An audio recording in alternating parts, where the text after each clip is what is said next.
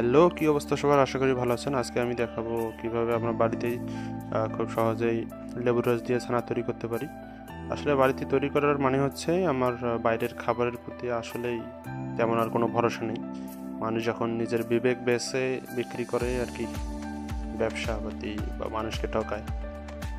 তো তেমন কিছু না, আমাদের প্রথমে কি করতে হবে, আমাদের যেহেতু দুধটা একটু জাল দিয়ে নেব, আমরা হালকা গরম করে নেব। তারপর আমরা আস্তে আস্তে লেবু রস দিয়ে করতে পারি। অনেকে সিরকা ব্যবহার করে, তারপরে ভিনেগার ব্যবহার করে, অথবা আগের যদি ছানার জল থাকে সেটাও ইউজ করে অনেকে। তো এভাবেই আমরা হালকা জাল দিতে থাকবো, আর আস্তে আস্তে লেবুর রস আমরা মিশাইতে থাকবো যতক্ষণ না। তো আমার এখানে 6.5-7 লিটারের মতো দুধ ছিল। তো আমার অলমোস্ট 4টা লেবু লাগছে। তো অনেকেই ভাবতে পারেন লেবুর রস টক হয়ে যায়, যেহেতু লেবুর রস টক। আসলে লেবুর রস দিয়ে টক হয় না, আমি এটা তৈরি করে প্রমাণ পাইছি আর কি। তো যখন রেডি হয়ে যাবে, যখন আপনার কাপড়ে ঢালবেন, তখন যদি একটু জল দিয়ে যদি আমরা ছানাটা ধুয়ে নিই, তাহলেই আর এটা টক লাগবে না। তো দেখতেই পাচ্ছেন আমি লেবু রস অ্যাড করতেই, মানে আস্তে আস্তে লেবু রস অ্যাড করতেছি। তো যতক্ষণ না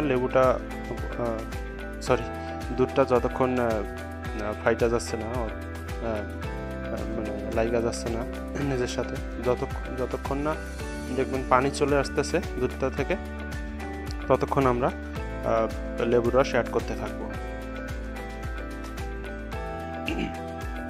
লেবুর রস যদি আগে করে রাখেন বেশি করে, তাহলে একটু সুবিধা। তো আমি আর কি 2টা লেবুর রস করেছিলাম, ভাবছিলাম ওই 2টা দিয়ে হয়ে যাবে। আসলে দুধ অনেক হওয়ায় আসলে ওই 2টা দিয়ে হয়নি। তারপরে আমার আরও 2টা ব্যবহার করা লাগছে, এই জন্যই আমি হাত দিয়া চেপে চেপে দিচ্ছি আর কি রসগুলা, যতক্ষণ না পর্যন্ত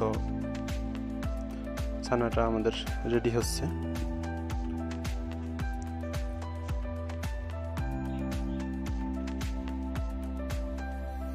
দেখতেই পাচ্ছেন আস্তে আস্তে হালকা পানি চলে আসতেছে, দুধটা জমাট বেঁধে গেছে আমাদের।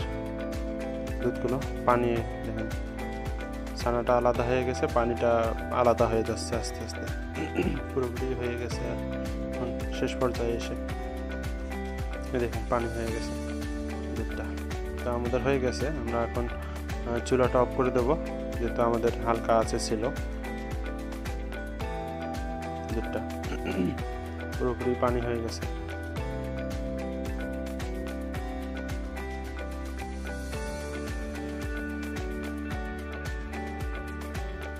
আমি চুলাটা বন্ধ করে দিলাম।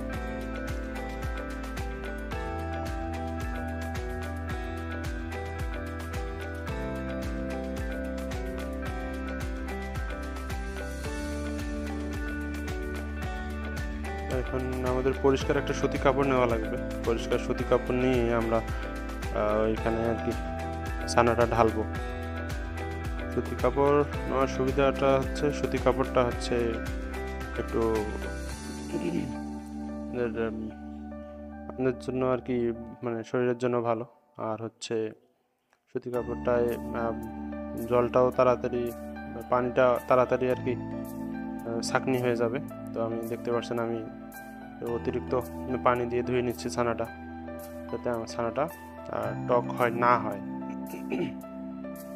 তারপর কি করতে হবে, আমার ছানাটা আমি এভাবে চেপে চেপে আমি অতিরিক্ত যে পানিটা থাকে সেটা বের করে দিচ্ছি। যেহেতু গরম, আমার একটু অসুবিধা হচ্ছে, হাতে গরম লাগতেছিল।